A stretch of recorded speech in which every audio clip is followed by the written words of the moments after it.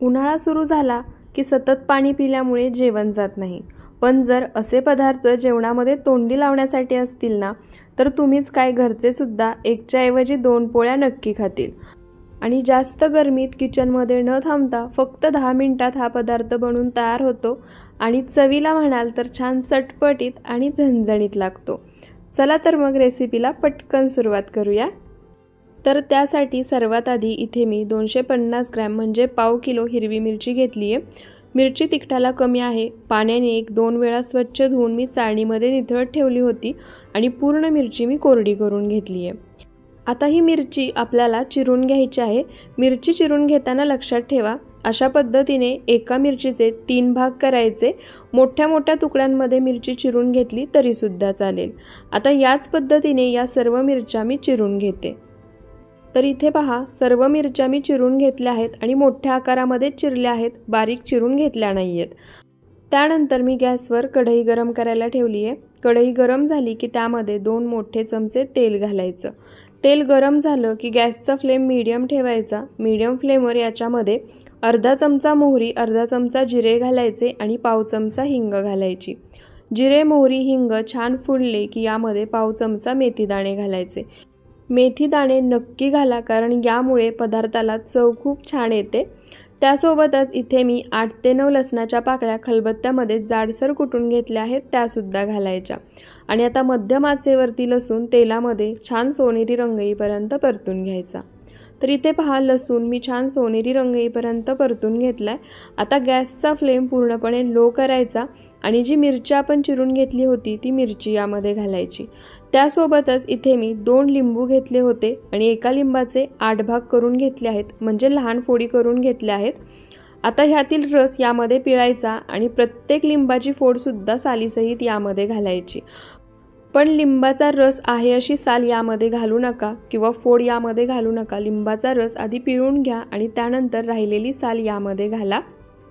तर इथे पहा, सर्व लिंबाच्या फोडीमधील रस मी यामध्ये पिळून घेतलाय आणि लिंबाच्या फोडी सालीसहित यामध्ये घातल्या आहेत। गॅसचा फ्लेम पूर्णपणे लो आहे। आता मिरची आणि लिंबाच्या फोडी तेलामध्ये 1-2 मिनिटं मध्यम आचेवरती छान अशा परतून घ्यायच्या। लक्षात ठेवा, मिरची घातल्यानंतर लिंबाचा रस घालेपर्यंत गॅसचा फ्लेम पूर्णपणे लो होता। मिरची आणि लिंबाचा रस घातल्यानंतर गॅसचा फ्लेम मीडियम करायचा आणि मीडियम फ्लेमवर 2 ते 3 मिनिटं लिंबू आणि हिरवी मिरची परतून घ्यायची। लिंबू आणि हिरवी मिरची परतून घेतली की कढईवरती झाकण ठेवायचं आणि आता गॅसचा फ्लेम पूर्णपणे लो करायचा। लो फ्लेमवरती याला एक वाफ काढून घ्यायची। जास्त वेळ मिरची आणि लिंबू शिजवत बसायचं नाही, फक्त मंद आचेवरती आपल्याला एक वाफ काढून घ्यायची आहे। तर इथे पहा, 1-2 मिनिटं मंद आचेवरती मी लिंबू आणि मिरचीला वाफ काढून घेतली आहे। आता कढईवरचं झाकण काढायचं, गॅसचा फ्लेम मीडियम करायचा आणि खालून एकदा हिरवी मिरची आणि लिंबू आपण मिक्स करून घेऊयात आणि त्यानंतर पुन्हा मध्यम आचेवरती 1 मिनिटभर परतून घ्यायचं। सर्व साहित्य 1 मिनिटभर परतून घेतलं की आता यामध्ये पाव चमचा हळद घालायची। हळद घालणं पूर्णपणे ऑप्शनल आहे, पण नक्की घालून पहा, चव खूप छान लागते आणि पदार्थ जास्त वेळ टिकण्यास मदतही होते। आणि 1 चमचा किंवा तुमच्या चवीनुसार यामध्ये मीठ घालायचं। हळद आणि मीठ घातल्यानंतर पुन्हा सर्व साहित्य एकदा मिक्स करून घ्यायचं। आता परत गॅसचा फ्लेम पूर्णपणे लो ठेवायचा। झाकण ठेवून पुन्हा 1-2 मिनिटं वाफ काढून घ्यायची। तर इथे पहा, झाकण ठेवून पुन्हा 1-2 मिनिटं वाफ काढून घेतली। झाकण काढायचं, पुन्हा मिरची आणि लिंबू खालून एकदा मिक्स करून घ्यायचे।